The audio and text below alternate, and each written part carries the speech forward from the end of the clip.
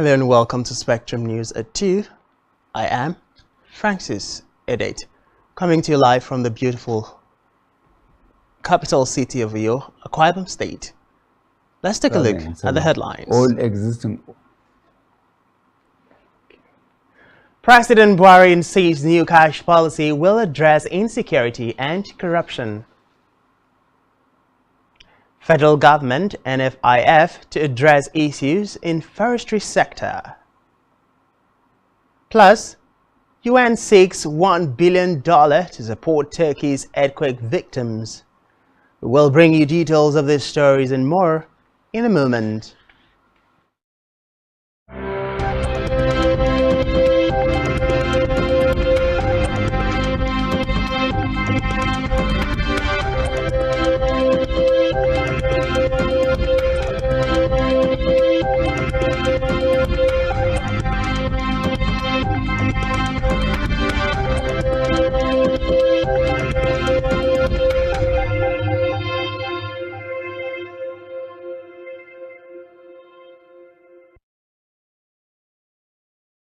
Glad to have you joined us.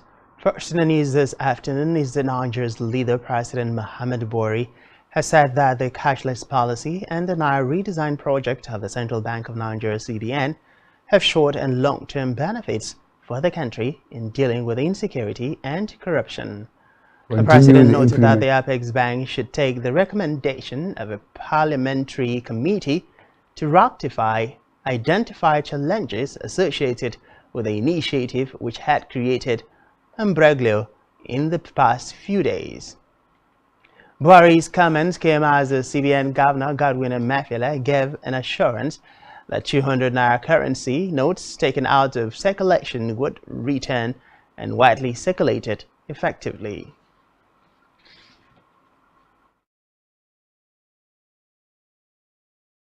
Implementation of new monetary policies aimed at boosting our economy and tightening of the loopholes associated with money laundering. Let me reassure Nigerians that strengthening our economy, enhancing security, and blockage of leakages associated with illicit financial flows remain top priority of our administration. Meanwhile, President Muhammadu Buhari has launched the High-Level Advisory Council on Support for Women and Girls, calling for upscaling of efforts for more inclusion of women in development policies and projects in Abuja. At the launch of Advisory Council Adolescent Girls Initiative for Learning and Empowerment Project and National Women's Economic Empowerment Policy Dialogue, the President said the three initiatives will target reduction of poverty and building of a sustainable economy. Buhari noted that coordination had remained a key gap in the efforts to improve livelihoods and democratize opportunities for women and girls. The President expressed confidence that the policy dialogue will culminate in the launch of a transformative national policy on women's economic empowerment, which will be held in April 2023. Away from that, the federal government, through the Ministry of Budget and National Planning, has inaugurated the Governing Council of the Nigerian Institute of Social and Economic Research, NISER. The Minister of State for Budget and National Planning, Clem Abba, during the inauguration, stressed on the immediate mandate of NISER in driving social and economic research for national development. Abba said, according to the Nigerian Institute of Social and Economic Research Act of 1977, the Council shall be responsible for the determination of the overall policy of the Institute, particularly in the financial and operational programs, and ensuring the implementation of such policies and programs. He urged the Council to strengthen the financial base of the Institute by seeking novel alternative and sustainable funding sources, especially as the government struggles with economic downturn and dwindling revenue. In the meantime, the Minister of Environment, Mohammed Hassan, says the government, in partnership with National Forestry Trust Fund (NFTF), has had to address issues of funding in the forestry sector. He noted that the funding support from international donors, corporate organizations, and private sectors has helped in carrying out some forestry development in the country.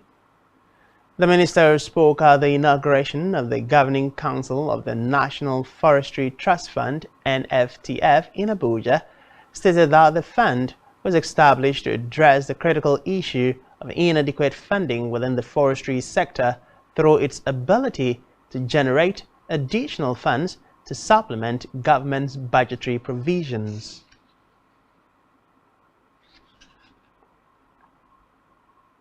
In a separate development, the Nigerian police force has handed over a total of 6,338 illegal arms and ammunition recovered from criminals and non-state actors across the country to the National Center for the Control of Small Arms and Light Weapons, domiciled in the office of the National Security Advisor. The Inspector General of Police, Usman Baba, represented by Deputy Inspector General of Police Mohammed Damalam, in the force headquarters, Abuja, supervised the handing over of 3,980 arms of different calibers, 2,358 assorted calibers of ammunition, and 1,057 assorted cartridges to the agency. According to the Force Public Relations Officer Olumuyiwa Dejobi, the arms and ammunition were majorly recovered from armed criminals and other non-state actors in Owerri, Imo State, Jos, Plateau State, Sokoto, and Bauchi states.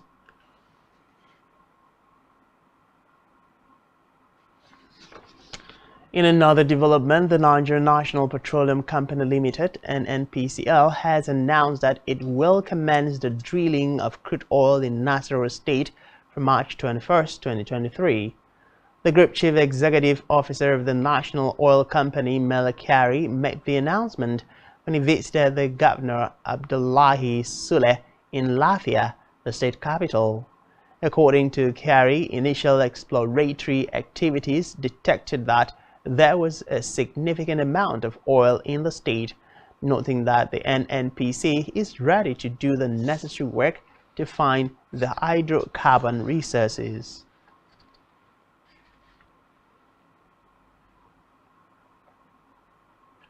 On Naira crisis, the Jigawa state government have sanctioned Youth, Sports and Culture Ibrahim Mamsa in a statement disclosed that some individuals and corporate bodies are rejecting the old 200 Naira, 500 Naira and 1,000 Naira notes, noting that the government is concerned about the conduct of such individuals and corporate bodies. The state government urged residents to report any trader and business organization who refuses to accept the old 200 Naira, 500 Naira and 1,000 Naira notes as legal tender to the nearest appropriate authorities in the state.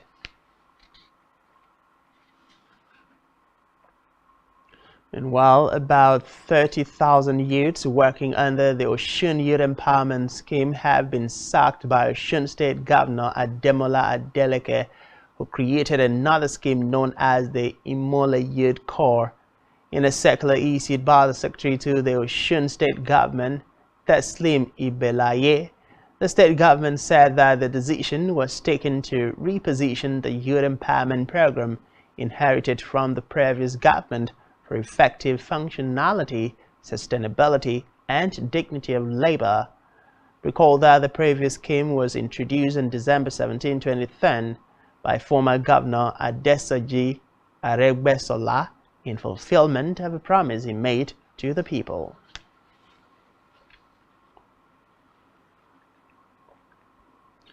We move now to Africa, where Tunisian President Kais Saied has rejected foreign interference following criticism over a recent string of arrests targeting his critics.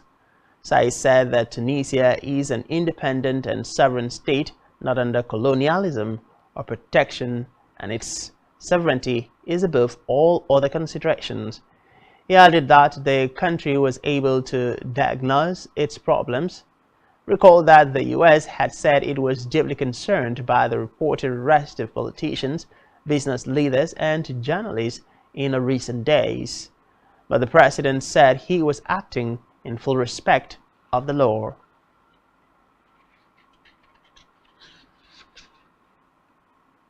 Still in Africa, the foreign ministers of Mali, Guinea, and Burkina Faso are in Ethiopia's capital, Addis Ababa, ahead of an African Union summit to lobby its way back into the organization. All three countries were suspended from the African Union and the regional grouping ECOWAS following military coups.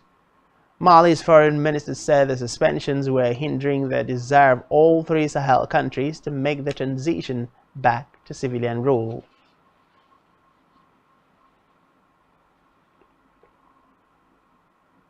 On a foreign scene, the United Nations has asked member states to contribute $1 billion to help millions of people affected by the earthquake that has killed more than 42,000 people in Turkey and Syria.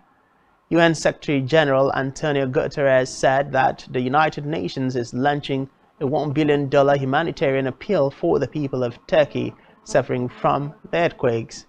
According to him, 5.2 million people needed the funding, which will support relief efforts in the areas of food, security, protection, education, water, and shelter. Still on the foreign scene, United States President Joe Biden has been declared fit for duty by his doctor after the final annual medical checkup. The head of state and commander-in-chief, Biden's physician, Kevin O'Connor, said in a letter published by the White House that President Biden remains a healthy, vigorous 80-year-old male that is fit to successfully execute the duties of the presidency, to include those of chief executive. He said that Biden has not declared a reflection bid, but is widely expected to do so for re-election in 2024.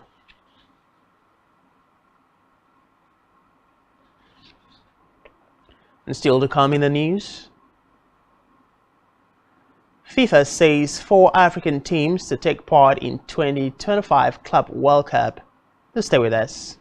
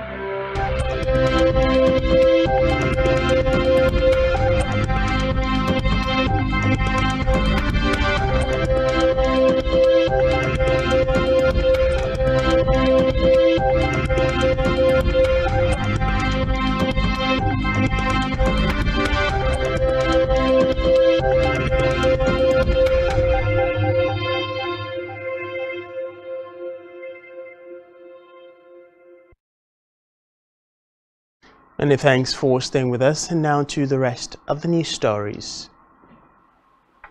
In business, the Nigerian National Petroleum Company Limited (NNPCL) has revealed that the amount spent as subsidy in petroleum premium motor spirit (PMS), popularly called petrol, have crossed 400 billion naira monthly.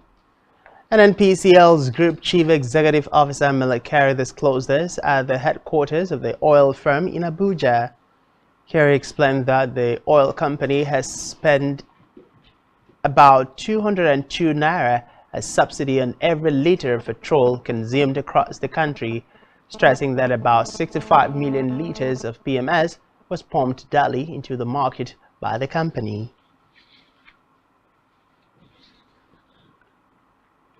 Still in business, World Bank Group says non-traffic barriers and hurdles affecting cross-border goods crossings must be addressed in order to reap the benefits of the African Continental Free Trade Area (AFCFTA). The Washington-based bank in a report noted that the Free Trade Area, which hopes to connect 54 countries with a combined population of 1.3 billion and GDP of $3.4 trillion, has several challenges to overcome. It noted that African businesses should also see the opportunities, as its research suggesting that the agreement has the potential to bring significant economic and social benefits in the form of faster economic growth, higher incomes, and less poverty.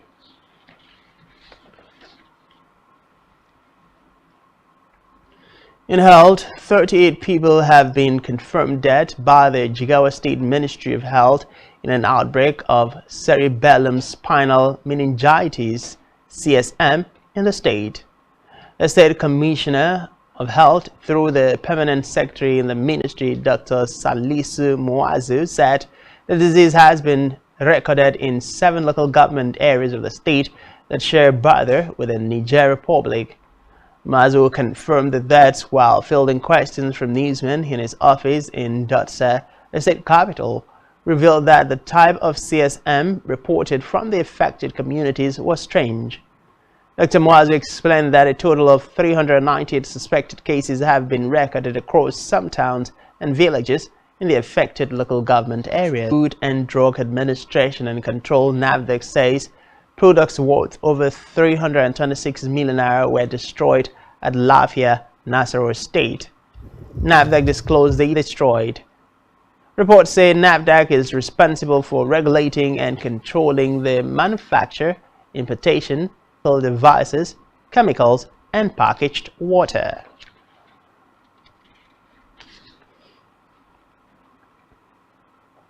We move now to sport, where Real Madrid has just won the Club World Cup in Morocco.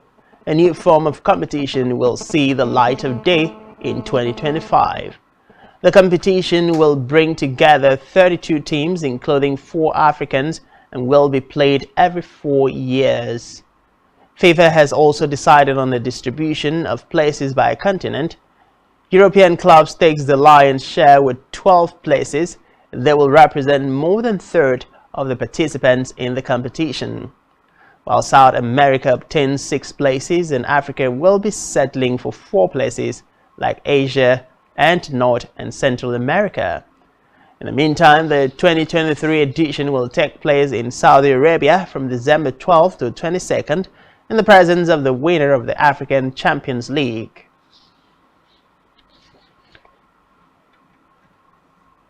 Still in sports, Australia says it would spend $4.8 billion on venues for the 2032 Brisbane Olympics, including a new 17,000-seat arena and a revamp of the Gabba Stadium. The Queensland capital was awarded the 2032 Summer Olympics and Paralympics 2 years ago, returning the Games to Australia for the 3rd time after Melbourne 1956 and then Sydney 2000. Reports say Queensland state government will pump money into redeveloping the Gabba, expanding its seating capacity by 8,000 to 50,000.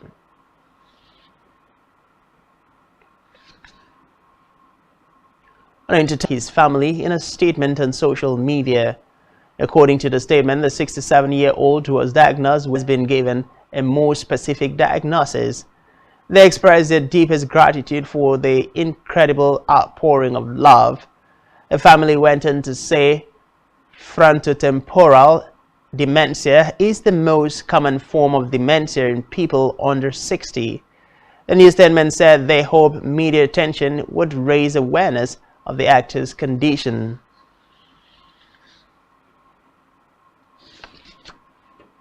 Still on entertainment, Nigerian songs this first for the year.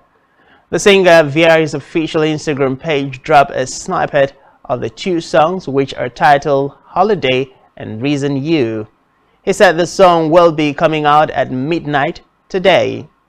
Both singles showcase a new, evolved sound but for Rema, with up-tempo Holiday reflecting on his struggles and the sacrifices he has made in his life from Benin City to his debut EP in 2019, highlighting his self-belief despite doubts, criticism, and rejection.